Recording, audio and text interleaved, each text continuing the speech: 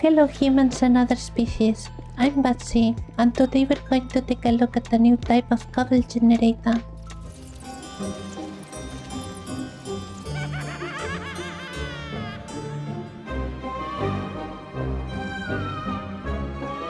With the release of 𝐋𝐢𝐬𝐬, we have a long list of amazing new mechanics and features, but there is one that honestly caught my attention more than anything. In the gameplay changes section, there is a line that says, "In common Cobble-Gen scenarios, stationary drills now skip breaking blocks and just insert the result items into open inventories directly below."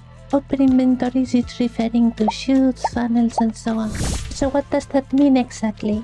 So long as we have the water, lava, and the open inventory right below it, Create is going to trigger this new mechanic, which means that the cobblestone generates automatically, and instead of breaking into an item, the previous cobblestone gets sent directly into the chute in this case. These are the two setups that I have up to work. Other methods like using the waterlock pumps and stuff doesn't seem to work. It seems to be only vanilla cobblestone generators. This of course will represent a reduction in lag, but also higher cobblestone rates compared to the previous drill versions. But there is more to this new mechanic. On the right side we can see a normal setup with a single drill, and so far it has mined 1200 cobblestone in this direction. On the left side we're using a waterlock drill and an extra drill on top of it. In theory this shouldn't change anything, but if we look at the counter at the bottom, it's clearly at almost exactly double of the right side. It's also worth noting that I used a funnel on the left because chutes do have a limited rate and it wasn't able to keep up with the speed of the drills. I'm not sure if this is intended or it's just a bad interaction with the new mechanic. You know I love cobble generators, so I went ahead and made one. Even with the double speed, we are still using twice the amount of drills, but the real difference is in being more compact and slightly less materials. It also makes logistics a bit easier. This is a really simple farm and it only relies on generating cobblestone, so I'm going to spend a little bit of time explaining some of the design choices. Coupling the drills together doesn't really change the cobblestone rates per drill. The real reason that I did it is because this way we can place twice as many drills in a smaller space, and that beautifully fits on top of the vault. That's ideal because it means we don't need to move the cobblestone around, and it reduces a lot of the lag. I also decided to include the power supply for two reasons. First, because without the power supply, it's just a bunch of drills and that will be a silly schematic. And also because it uses quite a bit of power, so this way you don't have to make extra steps to set it all up. And speaking of setting it up, let's take a look at how to do it. We start by uploading the schematic into Minecraft. You will have to make sure to download the schematic from the video description and placing it on your Minecraft folder. There should be a folder called schematics inside of it. Once that's done and we have the schematic in our wall, we will have to use the schematic cannon to print the build. Luckily I'm on creative, so this step is quicker.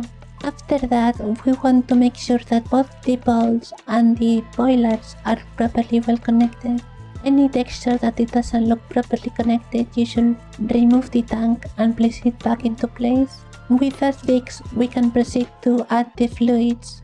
Between the cobblestone, we obviously want to fill it all up with lava.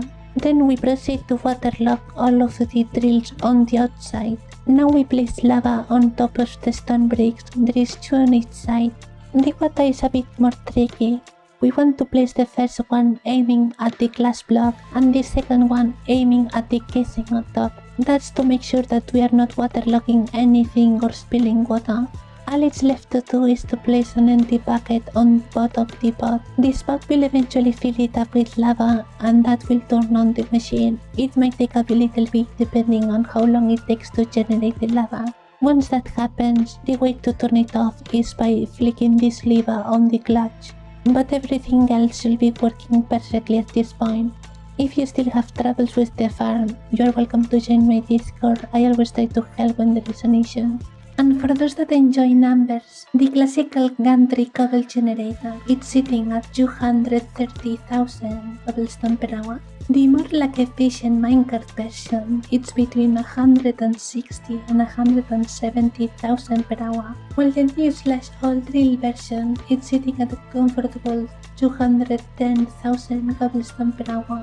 This is really good if we consider that this new version is as good or more lag efficient than my previous cobble generator. And this will be it for this farm. I hope the humans find it useful, and hopefully my voice wasn't too distracting or hard to understand.